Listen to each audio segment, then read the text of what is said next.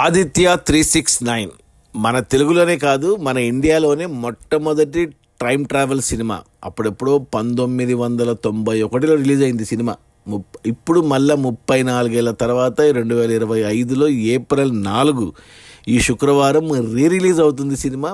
అంటే అవన్నీ చేస్తారు కదా, దానికి అప్డేటు, స్టీరియోఫోనిక్, కొద్దిగా కలర్ గ్రేడింగ్ ఇవన్నీ చేస్తారు కదా. సో నిన్న Balayya, Babu Mohan, cinema producer Sridevi Movies అధినేత శివలంక వరప్రసాద్, ఇంకా ఎవరు మన అనిల్ రావు, ఇప్పుడు నలుగురు ప్లస్ నిన్న ప్రెస్ మీట్ లాంటిది పెట్టారు నిన్న ఈ సినిమా రిలీజ్ అంటే ఒక ఈవెంట్ లాగా చేశారు. సో ఈగర్లీ వెయిటింగ్, ఎందుకంటే 91 అంటే 34 ఏళ్ళ క్రితము. అంటే అప్పుడు బాలయ్య వయసు 30, ఇప్పుడు 34 అంటే 64 ఏళ్ళు బాలయ్యకి. అప్పుడు ఎంత అందంగా, అంటే ఇప్పటికీ బాగుంటాడు, బట్ అది యంగ్ కదా.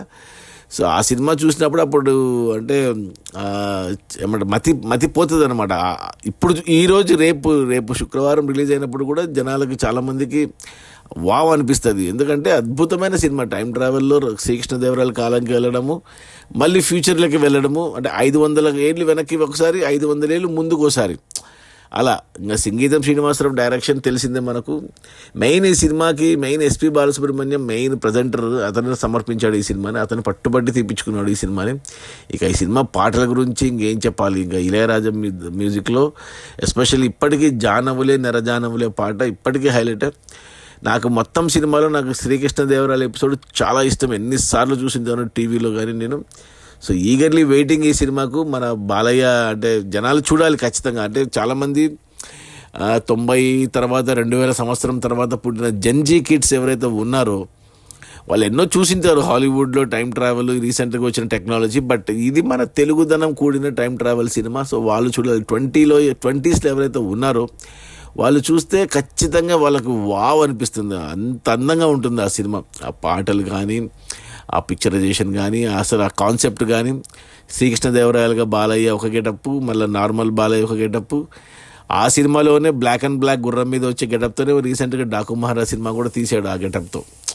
చాలా ఉన్నాయి. ఏమంటే ఈ సినిమాలో యాక్ట్ చేసిన చాలామంది ఇప్పుడు లేరు. అంటే ఎస్పెషల్లీ మనం చూసుకుంటే చంద్రమోహన్ కానీ, అమరీష్ పురి కానీ, ఎస్పి బాలసుబ్రహ్మణ్యం కానీ సమర్పించిన కొంతమంది లేరు. బట్ చాలామంది ఉన్నారు. ఇంకా డైరెక్టర్ బతికే ఉన్నాడు, సింగతి శ్రీనివాసరావు, బాలయ్య ఉన్నాడు, హీరోయిన్ మోహిని ఉంది, టీను ఆనంద్ ఇంకా ఉన్నాడు, సైంటిస్టు తరుణ్. ఈ సినిమాలో చైల్డ్ ఆర్టిస్ట్ తరుణ్ అండ్ రాశి, వీళ్ళిద్దరూ చైల్డ్ ఆర్టిస్టులుగా ఆ సినిమాలో వచ్చి హీరోయిన్లు అయ్యి రిటైర్ అయిపోయి కనబడకుండా పోయినారు. కానీ బాలయ్య మాత్రం ఇంకా చెలరేగిపోతున్నాడు. సిల్క్ స్మిత కూడా చనిపోయింది. ఓకే, ఆ సినిమాకి అప్పట్లో 2 నంది అవార్డులు వచ్చాయి ఆ ఇయర్లో. బట్ అప్పట్లో బడ్జెట్ వచ్చి ఈ సినిమాకు 1.5 కోటి అయింది. అప్పట్లో 34 ఏళ్ల క్రితం 1.5 కోటి అంటే పెద్ద బడ్జెటే సినిమా. బట్ బాక్సాఫీస్ దగ్గర అంతగా కలెక్ట్ చేయలేదు ఈ సినిమా. అంటే మామూలుగా బాలయ్య కమర్షియల్ సినిమాలు ఎంత కలెక్ట్ చేస్తాయో అంత కలెక్ట్ చేయలేదు సినిమా. బట్ ఒక క్లాసిక్గా మిగిలిపోయింది బాలకృష్ణకు. అంటే బాలకృష్ణ అన్ని జానర్స్ టచ్ చేశాడు మన తెలుగు ఇండస్ట్రీలో. ఇలాంటి సైన్స్ ఫిక్షన్ కానీ, పౌరాణికాలు కానీ, జానపదాలు కానీ, ఎలాగో సాంఘికాలు ఇవన్నీ రెగ్యులర్గా చేస్తూనే ఉంటాడు. అన్ని చారిత్రకాలు అన్నీ చేసేసాడు, అన్ని జానర్స్ టచ్ చేశాడు బాలయ్య. సో ఇప్పుడు ఈ సినిమాకు సీక్వెల్ తీయబోతున్నాడు బాలయ్య, తన కొడుకుని హీరోగా పెట్టి అని అన్నాడు, ఆదిత్య 999 మ్యాక్స్ అనేసి. సో అది వస్తే బాగుండి ఇప్పుడు టెక్నాలజీతో. సో దానికంటే ముందు ఈ సంవత్సరం మనం ఈ 4వ తారీఖు ఏప్రిల్ 4న థియేటర్స్లో మళ్ళీ ఇంకోసారి ఆదిత్య 369 చూసి ఇక ఆదిత్య 999 మ్యాక్స్ ఎప్పుడు వస్తుందా అని వెయిట్ చేయాలి.